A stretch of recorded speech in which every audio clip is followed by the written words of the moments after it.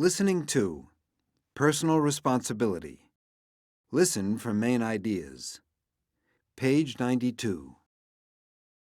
So, you're all ready to discuss this week's assignment, I hope. Individual responsibility. I'd like to start with our personal experiences and focus on home life. Naomi, would you like to begin? Sure.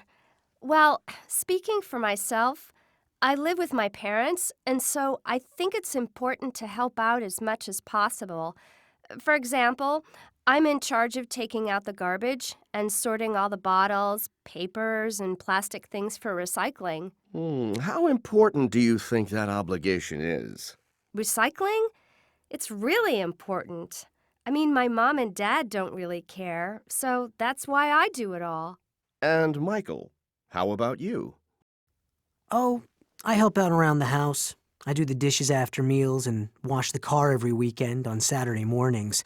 Those are my main responsibilities.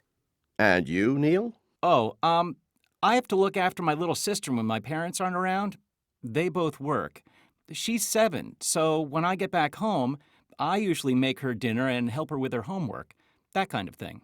Maria, what are you responsible for at home? I take care of our pets. We have 2 rabbits and a cat, and they are quite a lot of work. So it seems as if you all feel responsible for helping out at home in some way. Okay, let's widen this out a little now and think a little more about parents and children. How many of you have parents who always want to know where you are? I see quite a few. How do you feel about that, Maria?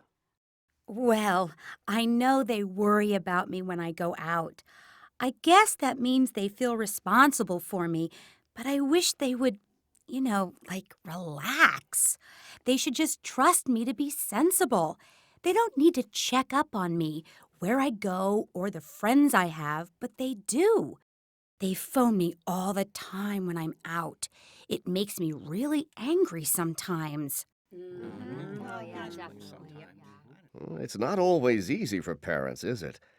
Do any of you sometimes lie to your parents? Maybe tell your parents you're going to one place when in fact you go somewhere else? Neil, Sometimes, yeah.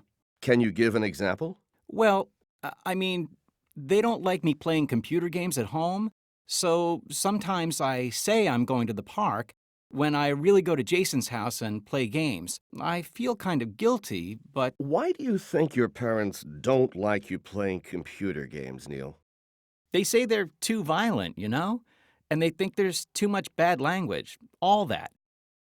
Are they right? Yeah, I guess so. But playing those games doesn't mean I become violent and use bad language all the time. They should trust me more. Trust me to be responsible. I'm old enough to make my own decisions. How do the rest of you feel about that?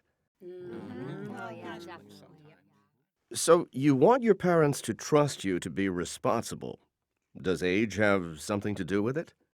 The amount of responsibility your parents think is appropriate might depend on how old you are. Yes, Naomi? Yes, I think that's right.